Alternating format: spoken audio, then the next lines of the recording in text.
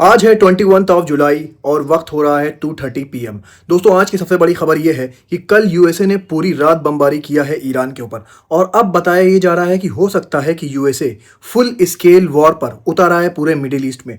जैसे कि बताया जा रहा था अफगानिस्तान में उसने फुल स्केल वॉर लड़ा था, वैसे ही अब फुल स्केल वॉर लड़ सकता है यूएसए।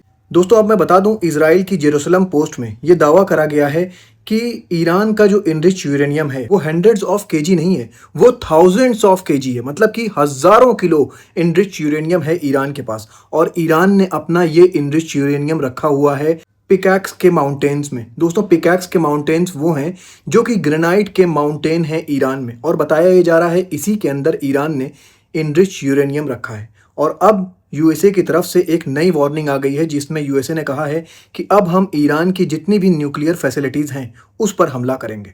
दोस्तों मैं आपको बता दूं, ईरान के ये जो पिकैक्स माउंटेन है इस पर डोनाल्ड ट्रंप पहले भी कह चुके हैं कि हम हमला करेंगे और इसको तबाह कर देंगे। लेकिन दोस्तों मैं आपको बता दूं, ये माउंटेन्स इतने ज़्यादा मजबूत हैं, इसको बोला जाता है कि ईरान के ग्रेनाइट माउंटेन है। ये पूरे ग्रेनाइट से बने हुए हैं और इसको अमेरिका का सबसे ताकतवर जो मिसाइल है जिसको बोलते हैं टोमोहैक्स मिसाइल, जो बंकर बस्टर बम भी बोला जाता है, वो भी तबाह नहीं कर सकता। क्योंकि दोस्तों ये इतने ज़्यादा मजबूत हैं, कुछ ही मीटर तक पेंट्रेट कर पाएगा बंकर बस्टर बम। और ये जो ईरान की फैसिलिटीज़ बनी हैं, जैसे कि ईरान की मिसाइल सिटी हो गई और ईरान का ये न्यूक्लियर इनरिच सेंटर हो गया, ये सब बताया जा रहा है कि सैकड़ों मीटर अंदर है इस ग्रेनाइट माउंटेन के, जिसको तबाह करना नियर टू इम्पॉसिबल है अमेरिका के लिए। तो न्यूयॉर्क के मिरर ममदानी का भी बयान आ गया है। ममदानी ने कहा है कि डोनाल्ड ट्रंप चाहे कुछ भी कहें, लेकिन अगर इजराइल के prime minister Benjamin Netanyahu America आते हैं और वो न्यूयॉर्क आते हैं तो मैं हर वो कोशिश करूंगा जिससे नेतन्याहू को गिरफ्तार करा जा सके। उन्होंने कहा कि नेतन्याहू इंटरनेशनल क्रिमिनल हैं, मैं अपने लॉ के हिसाब से बोल रहा हूं कि कोई इंटरनेशनल क्रिमिनल न्यूयॉर्क में नहीं आ सकता। दोस्तों ऐसा कहना है ममदानी का। अब देखने वाली बात यह होगी क्या वाकई अगर बेंजामिन नेतन्याहू न्यूयॉर्क आते हैं तो क्या ममदानी उनको गिरफ्तार कर पाते हैं?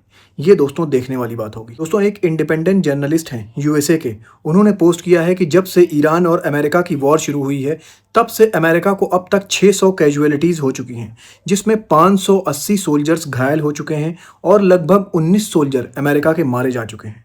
दोस्तों बताया ये जा रहा है कि इसमें कई सोल्जर्स ऐसे भी हैं जो मिसिंग हैं, जिनकी अभी तक कोई भी डिटेल पता नहीं चल पाई है। दोस्तों इसी के साथ मैं आपको बता दूं, ईरान ने भी बड़े हमले करना स्टार्ट कर दिया है यूएसए पर।